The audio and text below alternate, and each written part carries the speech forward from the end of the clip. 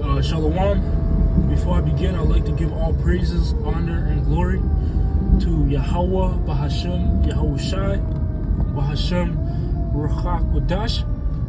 I'd like to say double honors to my teachers, the apostles, and the elders of Great Millstone, the men whom I've learned this truth from. And I'd also like to say Shalom and salutations to the brothers out there of the hopeful elect that are preaching this word in truth and sincerity. Alright, so I'm the brother Shaquat from the branch of Great Millstone in Montreal. Back with another in transit impromptu lesson. And this lesson that I'm going to be getting into today, it's going to be inspired based off a video or a podcast or an interview I was watching. And that interview or podcast that I was watching was featuring Jada Kiss, his father, and his son. You know, they were the ones being interviewed, but obviously, most notably, Jada Kiss was the main focus of that interview, right? For obvious reasons, right? Because he's a popular rapper, you know, you could call him a musician, whatever, you know, a rapper, you know. But what pretty much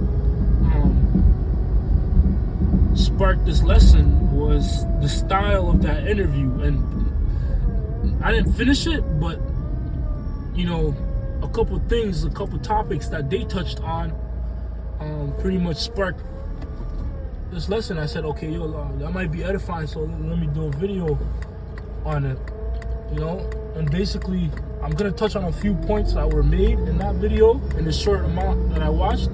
I think I watched probably like 15 minutes of it or less, you know. But one of the points that were made was, matter of fact, let me start with something I noticed in that interview, you know, the short amount I watched. And it was basically how it was Jada Kiss's his attitude towards his father, right? His fleshly father. And it was, you know, even though he's not up in age, but he's an older man, you know, he still has, you know, you can see like he had that spirit of respecting his father and, you know, being like, yo, this is my pops, like this is my father, like the man that raised me, you know. He has that respect for him, you know. And his father obviously has love for his son, right? And you can see that dynamic of father and son between those two. That's what I picked up in the interview fast, right? And which leads me to my next point, which was something that, and matter of fact, I'm gonna quote a quick precept in Sirach 25. I forget the exact verse, but it speaks about some things that would a man, you know, that makes a man happy, and one of those are, you know, a man that has joy of his children, like the scriptures say, right? So a father that's proud of his son, a father that's proud and happy in his son, you know, and especially if that son is a good son, you know, if that son ends up being a good son because you did a good job raising him, you know, that's the fruits of your labor, right? You know. But yeah, I basically saw that dynamic in that interview. You know, that's something that's small, but I picked it up. You know, I noticed it. The spirit, you know, had me pick it up, and you know. And then, which leads me to my next point, which was something I noticed as well, right? And it was spoken about in this interview. The fact that Jada Kiss actually had a two-parent household, right? You know, and the family structure for the average so-called Black, Hispanic, and Native American or Israelite is destroyed, and you know, it has been destroyed for the longest, for the most part, you know, and it's completely destroyed now, right? Because that's actually something that the so-called white man Esau Edom uses to keep us at bay, or keep us destroyed, man. Keep us at the bottom, for lack of better words, right? You know, because what does a destroyed household look like? And what fruits does it yield, man? You know, it yields chaos. You know, it yields stubborn and rebellious children, right? Because if you don't have a two-parent household, even if you do, well, if you don't have a two-parent household, which that's the case for most Israelites, right? You only live with their mom, you know, the father's not in the picture. That's the most common thing out there for the so-called Black, Hispanic, and Native American man, you know? But that's not good, because the father, he's supposed to be the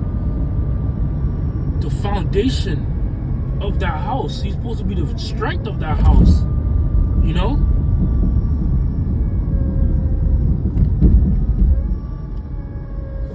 You know, the father's supposed to be the strength of a house, man. But if you get rid of the strength of the house, then the protection of that house is gone, right? And that's what Esau Edom has done. He's got rid of, you know, or he put enmity between the mother and the father, which that's also the curses. But you know, just going to show that, yo, without a solid structure in a household, it's obviously that house is not going to stand. And Yahushua said something about that. He said, "It's a precept. It says smite the head, and then the rest, or smite the head." Salakia, I forgot how it's written, but I'm gonna phrase it in my own words. And Salakia for that. But he said, "Smite the head, and then everything, the rest of the body will scatter," or something like that. You know, and that's the case, man. You get destroyed, you get spoiled, because there's no protection, man. You know? But in the case of Jadakiss, he actually had that. He had a father in the house, a father in his life, which is very important. But in the case of Jadakiss, that showed like, because Slaki, I'm excited, but I gotta calm down and try to explain this as edifying as possible. Right? In the case of Jadakiss having a father in his household, something that happened to him in his life, dealing with the record deals, which this was mentioned in the interview, right? A contract. You know, he actually sought guidance from his father. You know, he sought guidance from his father, because I forgot how it was, but I don't think he knew what to do, or he just wanted to see if that deal that he was going to sign, the contract that he was going to sign, was going to be a good one, you know. And then he actually went to his father, and his father hired a lawyer, you know, an entertainment lawyer. And guess what? That lawyer ended up saying that that's the worst deal you could sign as an artist, you know. But you know, if Jadakiss didn't have that father figure in his life to give him that counsel and be like, yo, nah, this is not a good idea, you know, because he was also young too, you know, and he probably wasn't in the mind of, yo, how is this gonna help me long term? But his father saw that, you know, his father was already there. His father sought a lawyer for him to see, yo, is this a good idea or not, you know? Which ended up not being a good idea, because that deal was basically a bad deal, you know. But his father gave him that advice, which goes to show you that, yo, your father, you know, he cares. Your father, just like any father, loves his son, you know. And a lot of things would be avoided, right, in the Israelite household, if the father was in the picture. A lot of things would be differently, you know.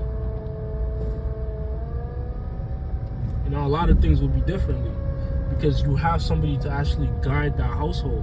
And that's not to say that even though a father is there, everything's going to be good, but it's because it's even some fathers that don't know how to be fathers, you know, that might, you know,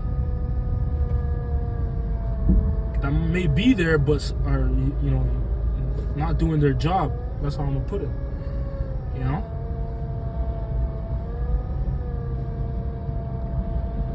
Yeah, then, you know, they're not doing their job.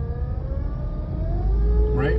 So having a two-parent household is not always, it's more ideal, but it's not perfect.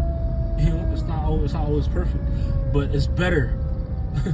You know, because then a lot of young Jake's wildness will be kept to a minimum, you know, for the most part, right? You know, and then the last point of this video that I wanted to touch on was the fact that the music industry is wicked, right? Because Jadakiss, you know, the way he grew up in the projects, but his parents were more enlightened, for the most part, because when you go into a Jadakiss actually went to a private school.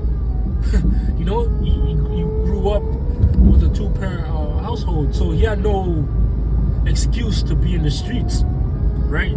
Him being in the streets was actually a choice, and I don't know if he was fully in the streets, or I don't know about him that much, but like, yo, he had a choice, and he chose, you know, he wanted to be ghetto. Even in the interview, he mentions like, yo, he didn't want to, he was kind of awkwarded out or shy about his father bringing out the fact that he grew up with his mom and dad and went to a private school, right? You know, because the music industry, they don't want that, right? They want to glorify you being a nigga, man. You just being a degenerate.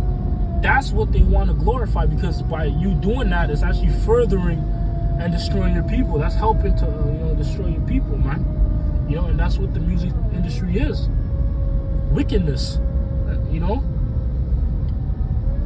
they don't glorify the fact that, oh, you should go to a private school, you should obey your parents, you should listen to your parents, you should, you know, these positive things, man. But they actually push the opposites, you know. And that's the point I wanted to touch, right? Because Jadakiss, even though he did grow up in a two-parent household, he did go to a private school, he still raps about, you know, being a gangster and wanting to be a gangster, which all that is an act, man. All these guys, it's all an act. You know, all these rappers, these modern day rappers, you know, it's all an act, man. Glorifying prison, you know, glorifying gang life, glorifying just folly, man. It's all an act, because, you know, I know, or, you know, I've heard stories of people that have actually lived that life, like, for real, man. You know, they've gone to prison, they've, seen people murdered in front of them, man. You know, and it's depressing. It's not what they say. It's not what they're saying in the raps, man, and the songs. It's not that exciting and joyful, man. It's depressing, and it's actually a place that, you know, you don't want to be, man. Even though you've gone through it, you know, you don't want to be there. You know, like the prison. A lot of people that actually went to prison don't want to go back. They don't. That's not a place to be, man. So these rappers glorifying it is just an act, because they never been there. They never been through it, man. You know, and that goes to show you that's the handiwork of Esau Edom, creating these characters and putting them in the forefront to influence the rest of the people. Which these characters are just characters. They're playing a role. They don't really live this. They don't do it for real, man. You know, it's just an act, man. All right. You know, and that ties into Psalms 83 once again. You know, how Esau Edom basically wants to destroy our people, man. Wants to cast us down. You know, wants to cut off the remembrance of us knowing who we truly are, man. You know, and the music industry is a big part of that, because it keeps us, you know, being degenerates. You know, and I'm not talking about like the old music, but I'm talking about modern music. You know, and what they're pushing out now, man. The hip hop, rap, the trap, drill. I'm talking about that, because that's the new trend or the new form of music in this generation, man. which is not really music, man. It's battle sounds, you know. But hey, that's pretty much it, man. You know, Lord willing, this was edifying. I want to say, call Halayim Yahweh, Bahashem Yahweh Shai, Bahashem Rachak Kodash. I want to say, call Halayim Yahweh, Bahashem Yahweh Shai, Bahashem Rachak Kodash. Double honors to my teachers, the apostles, and the elders of Great Millstone. Shalom and salutations to the elect. Lord willing, this was edifying.